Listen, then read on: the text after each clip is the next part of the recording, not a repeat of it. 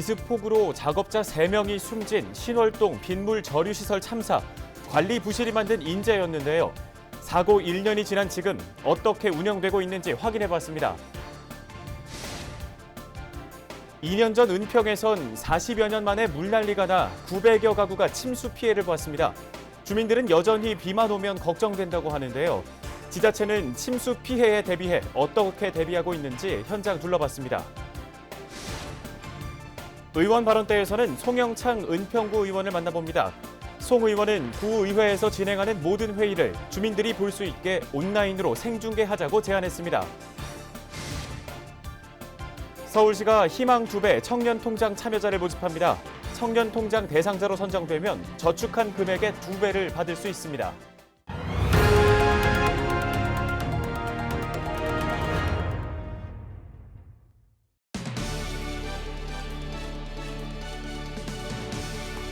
시청자 여러분 안녕하십니까? 헬로티비 뉴스 시작합니다. 작업자 3명이 안타까운 목숨을 잃은 신월 빗물 저류 배수시설 참사 기억하실 겁니다. 올해 본격 장마가 시작되면서 이 시설이 제대로 작동할 수 있을지 걱정하는 주민들도 많으실 텐데요. 직접 방문해서 시설의 운영 방식을 점검했습니다. 심다혜 기자입니다. 새롭게 들어선 신월 빗물저류 배수시설을 찾았습니다. 올해부터 양천구 배수시설팀이 전담으로 운영하고 있습니다.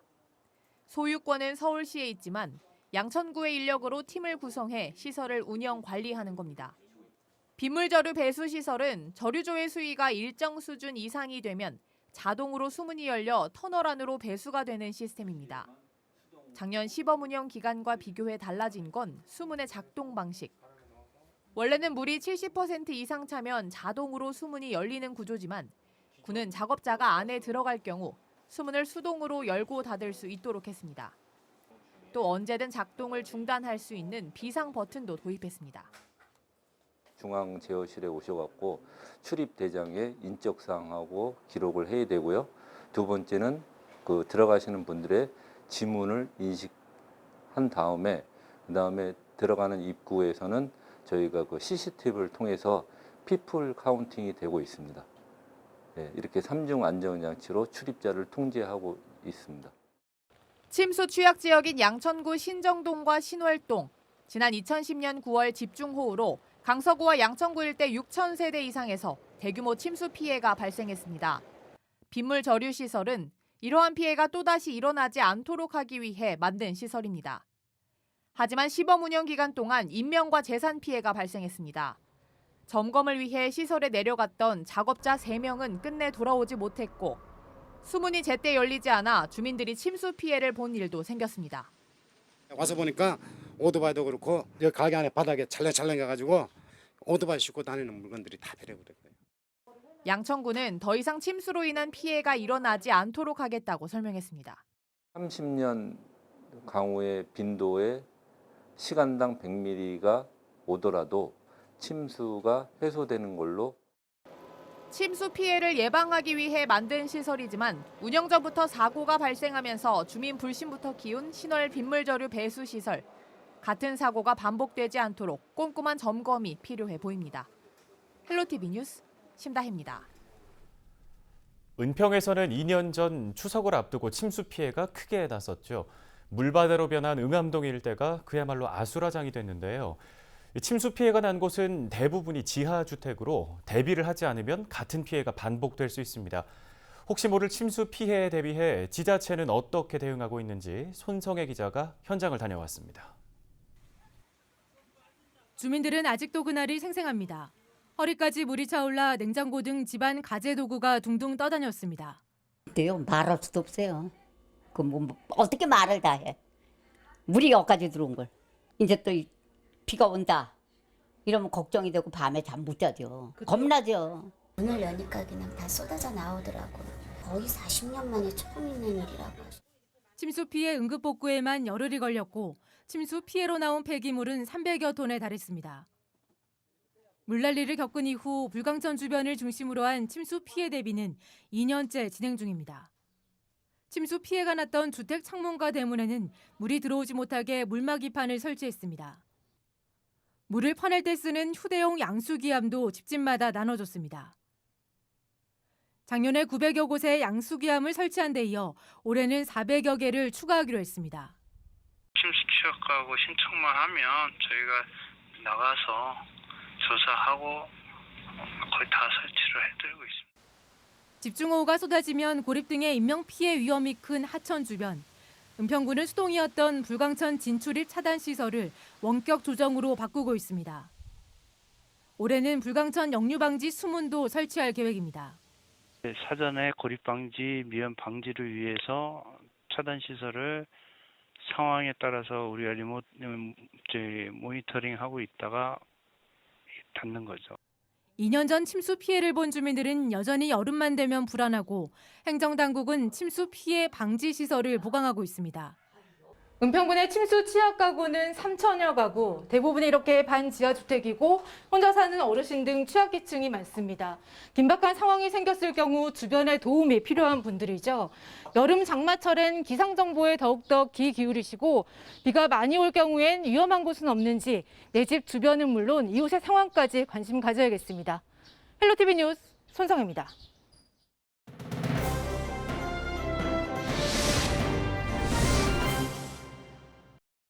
은평구 의회는 온라인 생중계로 본회의를 주민들에게 공개하고 있는데요. 온라인 생중계를 본회의뿐 아니라 모든 상임위로 확대하자는 의견이 은평구 의회 내부에서 나왔습니다.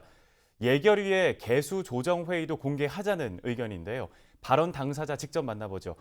의원 발언 때 응암 2, 3동 송영창 의원 영상통화로 연결하겠습니다. 의원님 안녕하십니까? 네, 안녕하십니까. 응암 2, 3동 구의원 송영창입니다. 네, 최근 정례회 5분 발언에서 은평구 의회의 모든 회의가 생방송으로 중계돼야 한다고 발언하셨는데요. 은평구 의회는 얼마 전 방송 장비를 제대로 갖춰서 이 본회의가 의회 홈페이지를 통해서 생중계로 생방송이 시청 가능하게 됐습니다.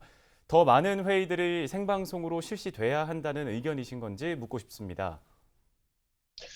네, 은평구 의회는 기존 오래된 아날로그 방식의 방송 장비를 디지털 장비로 교체해 해상도가 뛰어난 질 좋은 영상물로 다양한 편집이 가능하게 되었습니다.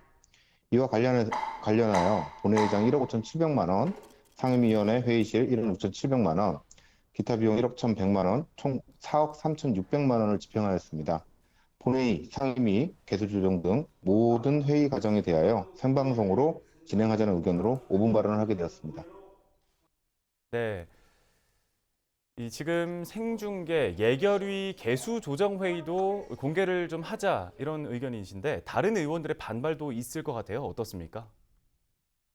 지방자치법 제1조 목적에는 지방자치 행정을 민주적이고 능률적으로 수행하고 지방을 균형 있게 발전시키며 대한민국을 민주적으로 발전시키려는 것이라고 명시되어 있습니다. 모든 의회는 법률을 바탕으로 운영되고 있습니다. 저는 예결위 개수조정 회의뿐만 아니라 지방자치법 제39조 지방의회의 의결사항에 명시된 관련 모든 회의를 생방송으로 진행돼야 됨이 당연하다 생각하여 건의하게 되었으며 우리 은평구의회에서부터 보다 민주적이고 능률적으로 행정을 수행하여 균형 있게 발전을 모색해야 된다 생각합니다. 이에 같은 생각으로 뜻을 모아주시는 의원님들이 다수 있을 것이라 기대합니다. 네, 회의 실시간 중계와 관련해서 다른 자치구들은 지금 어떤 상황인지 궁금한데요. 네, 2018년 9월 기준 국회 서울시의회의 경우 모든 회의를 생방송으로 진행하고 있었으며 서울시 지자체의 경우 25개 자치구 중 13개 구의에서 생방송으로 시행하고 있었습니다. 약 2년여간의 시간이 지난 오늘 다시 관련 내용을 살펴보니 13개 자치구에서 시행하고 있던 생방송은 16개 자치구로 확대 시행되고 있으며 실제 상임위원회 생방송은 7개 자치구에서 시행되고 있습니다. 아울러 예산 심사 시 개수 조정 논의 과정의 경우 3개 자치구, 강진구의회, 강북구의회, 관악구의회에서 생방송으로 시행, 운영되고 있습니다. 네, 구의회의 본회의 그리고 상임위 회의 등을 주민들이 자세하게 확인을 해야 되는 이유, 그 당위성에 대해서 좀 짚어주신다면요. 코로나19 전의 상황과 이후의 상황에 대하여 사회 전반적으로 많은 변화가 급속히 이루어지고 있다 생각합니다. 전반기 은평구의회에서는 다른 여러 사유로 주민 방청이 제한되었습니다.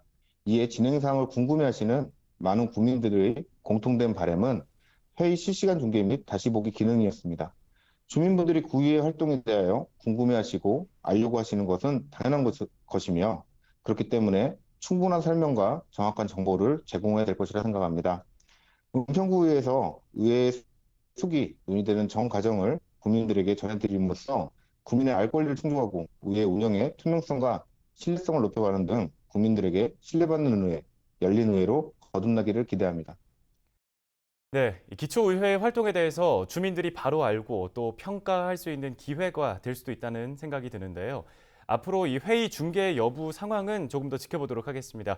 오늘 관련 말씀 여기까지 듣겠습니다. 고맙습니다. 네, 감사합니다. 서울시가 희망 2배 청년 통장 참여자 3,000명을 모집합니다. 희망 2배 청년 통장은 참여자가 매월 10만 원에서 15만 원을 2년에서 3년간 저축하면 만기 시에는 저축한 금액의 2배를 돌려주는 통장인데요. 신청 자격은 본인 소득이 월 237만 원을 넘지 않는 18세 이상 34세 이하 서울 시민입니다. 참여를 원할 경우 7월 6일부터 24일까지 주소지 동주민센터를 방문해 신청하면 됩니다. 다음 소식입니다. 제8대 양천구 의회 전반기가 6월로 마무리됩니다. 여대 야소로 출범해 한때 의원 간 갈등을 빚기도 했고 지역 현안을 위해 함께 노력하는 모습도 보여줬는데요. 전반기 동안 의회 의장으로 활약한 신상균 의장 모시고 자세한 얘기 나눠보겠습니다. 의장님 안녕하십니까? 안녕하세요. 네. 지난 2년 동안 임기 초반에 의원들 간 갈등도 있었고 좀 우여곡절이 많았는데 이번 전반기를 마무리하는 소회부터 듣고 싶습니다. 예. 먼저 성대 결절로 치료 중에서 맑은 목소리를 전달하지 못해 양천 구민에게 죄송하다는 말씀을 드리고 싶습니다. 여대 야소로 8대 양천구에 출범하면서 의원 간의 갈등으로 다소 좋지 못한 모습을 보여드리게 된 데에서 정말 양천 구민에게 송구스러운 마음이 듭니다. 출발의 아심 때문인지 이 지난 시간을 의장으로서 무엇보다도 여야 간의 갈등 봉합에 최선을 다했다고 생각을 합니다. 전반기 마무리와 함께 제 의장 임기도 끝이 납니다. 돌이켜보면 아쉬운 부분도 많지만 늘 구민과 함께하는 의회, 현장에서 지역 현안을 해결하는 데 앞장서는 의회를 만들기 위해서 최선의 노력을 다해왔습니다. 무엇보다도 지난 시간 여러 우여곡절을 함께 겪으면서 동료 의원들과 김수영 구청장님을 비롯한 관계 공무원 여러분 그리고 양천 구민 여러분에게 이 자리를 빌어 감사하다는 말씀을 전달하고 싶습니다.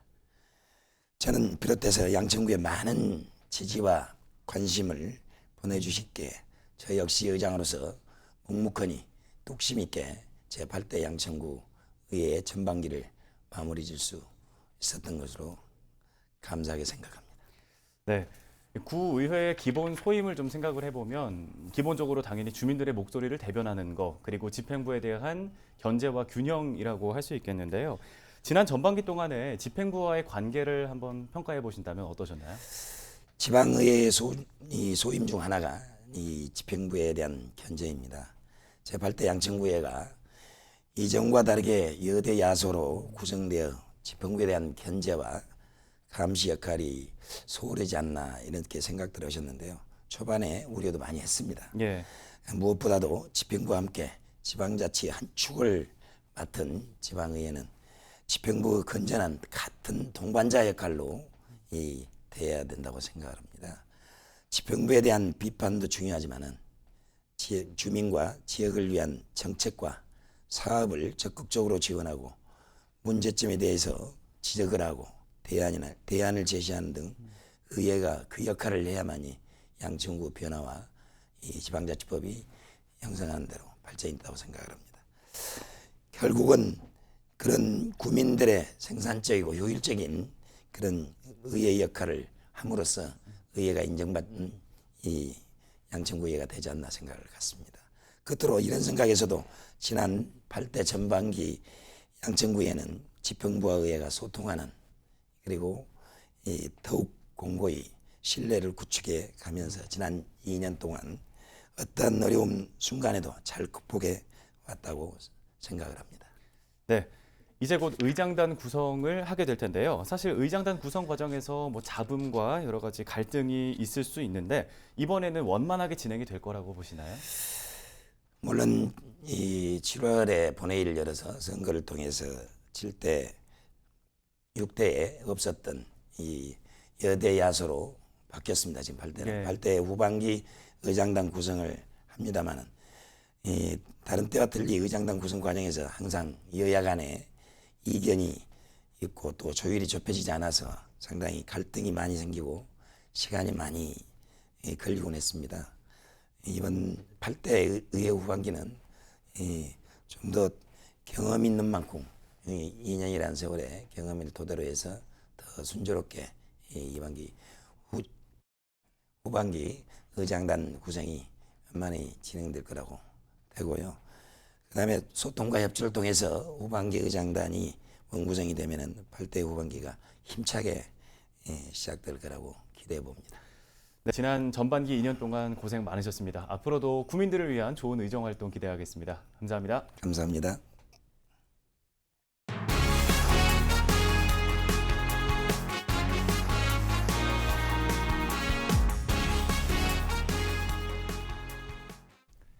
논란이 되어온 은평구의회 5급 전문위원 채용 자료 요구 거부 사태.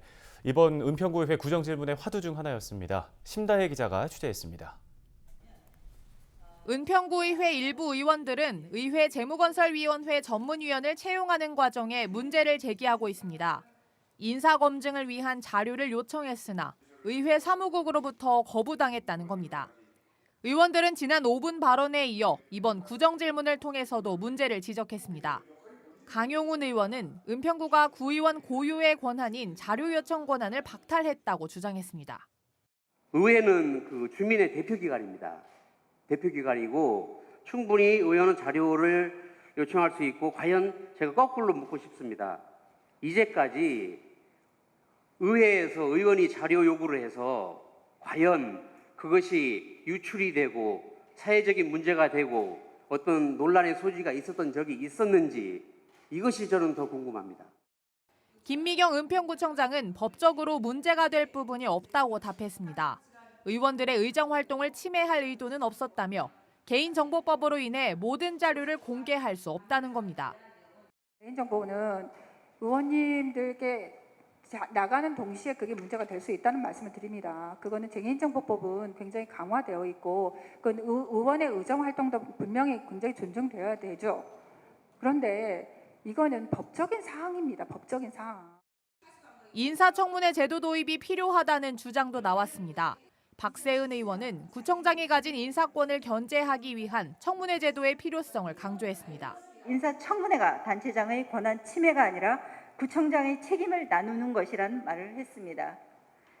인사청문회를 통해 구청장에겐 좀 더 투명한 인사를 하고 있다는 것을, 구의원에겐 구청장의 인사권에 대한 견제를 하고 있다는 것을 시민들에게 보여줄 수 있기 때문에 서로 도움되는 것이 맞다 할 것입니다. 임원 추천위원회 구성 방식에 신뢰성이 떨어진다는 지적도 나왔습니다. 임원 추천위원회의 전문성에 대해서 다시 한번 우리가 곰곰이 생각해 봐야 되지 않을까라고 생각합니다. 과연 제대로 된 것인가? 조례를 손볼 일이 있으면 조례를 손을 봐야 될 거고요. 그 추천 과정이 참 의문이 많이 간다는 뜻에서.